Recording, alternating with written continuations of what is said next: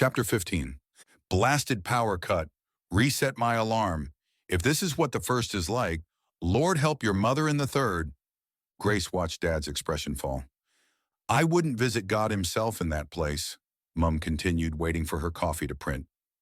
It's not that bad, Grace insisted, but Mum didn't seem to notice the weight of her words. You are joking, right? Soon as you cross the border, you're assailed by that cold, damp musk. That place has a smell you can't wash off, soaks into your pores. She shuddered. Everything that side of the wall is broken. You have to wait at least 20 minutes for a transport pod, and then you have to share it with at least 50 other unwashed, unkempt, ominous-looking, masked strangers, each as filthy as the next. They shouldn't be allowed into the first. There's no telling the lengths desperate people will go to. Besides, there's not a single job these roadblocks can't do. Completely unnecessary to have them here at all.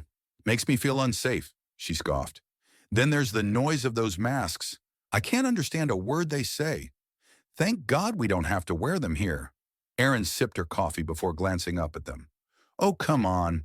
You're both thinking it. Once you get to that poky little shipping container, you have to climb 15 flights of stairs, if you can call it that. More of a fire escape, if you ask me. No, thank God for VR visitation.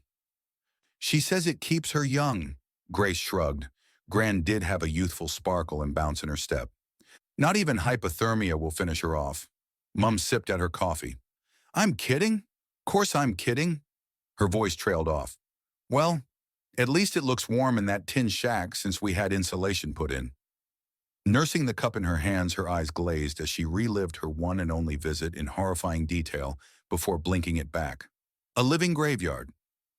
She has a nice view. Of the first, Erin conceded, gaze fixed on Grace before putting down her coffee. Swanning around the kitchen island, she swept unruly red curls back from Grace's face. You could be so beautiful if you tried. Let me help you choose an outfit for the audition. I know what Silas and the team look for. Grace felt herself lean into Mum, who continued to play with her hair a moment. Have you been practicing your lines? Grace gave a nod, crumbs falling from her chin as she shoveled the rest of breakfast away, having noticed the time. You'll never fit into your dress at... Erin, Michael objected with a look of warning as she fluffed Grace's hair back up. Better put these on, she handed Grace her VR glasses. School starts soon. We're in today. They swapped days around this week for Inter's guest speakers. Then where's Resnick? Erin shrieked. How could you let him sleep in?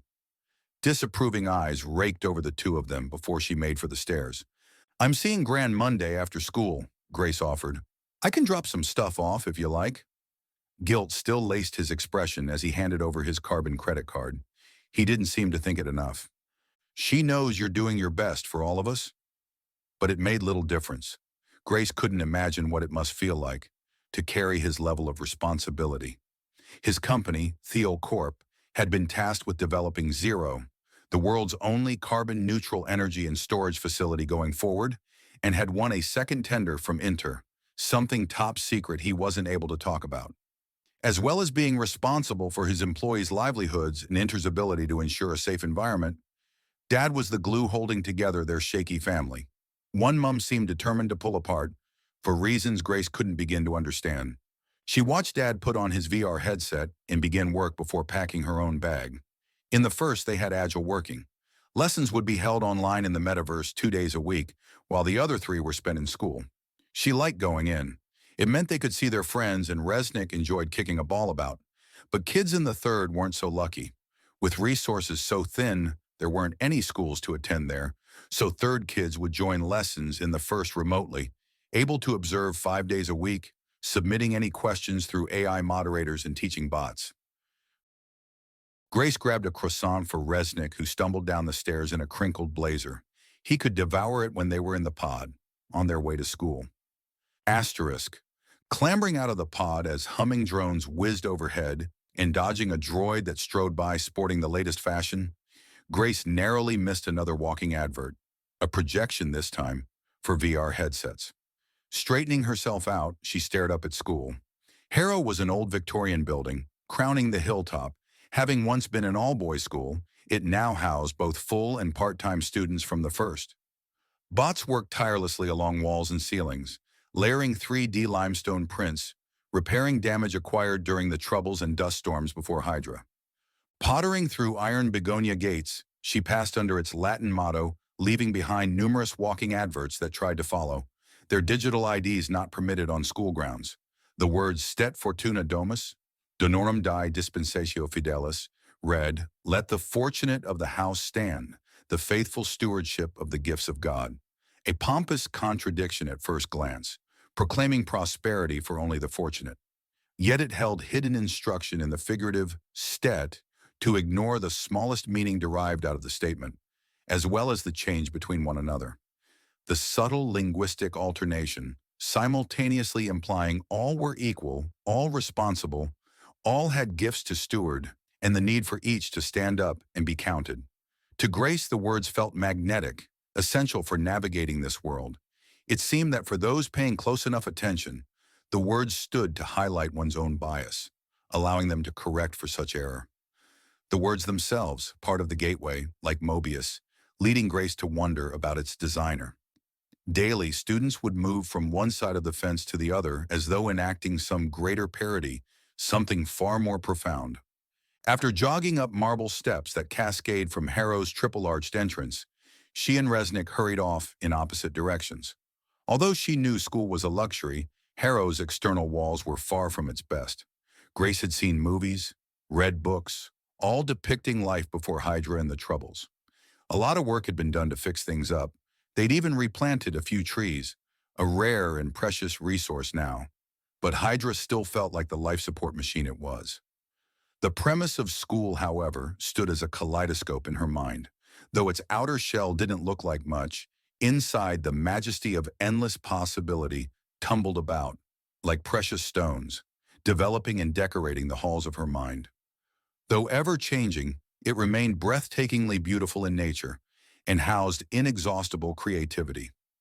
Grace hurried past the iconic statue in the center of the courtyard, a willow tree made from crystal, water, and light, its opulent glass truck spouting branches, fountains at various pressures, refracting wavelengths of light in a rainbow of color for its majestic yet lifeless bow. As the bell rang for first period, Grace hurried into the changing rooms behind the fourth quadrant. She usually looked forward to PE, having loved cross-country. But not this. Not the breathless, heart-pounding fluster of arms and legs flailing about in a panic as she threaded them into gym gear to Miss Gillingham's bellowing countdown. She seemed more short-tempered than usual, tumbling out onto the track, closely followed by the stout coach whose attire seemed to resemble more of a combat uniform. Grace jogged up to the others and fell in line. Breeze in her hair, she could once again relax, and as she ran, her mind cleared, became weightless, the strings of Mobius grazing her cheek as she fell back into daydream. It was a curious thing to be running and be absolutely still at the same time, only to swim through the thoughts and perspective of another. Through Mobius, hers had returned to that peculiar, floating book she'd managed to lift, the Sumerian King's List. 87 had said changes in Mobius didn't cross over, didn't translate, but that didn't seem right. Her thoughts flowed back to poor old Archimedes. He gave his life to protect his vision, a creation he hoped to realize. As far as Grace could tell, they had it back to front. They were the creation creative energy gave itself for, the very thing they took after. While she loved creating, felt it mushrooming out of her, it seemed an overflow, and not the thing on which anything fundamental would depend. But at that, the bell rang out, steering her back toward the changing rooms.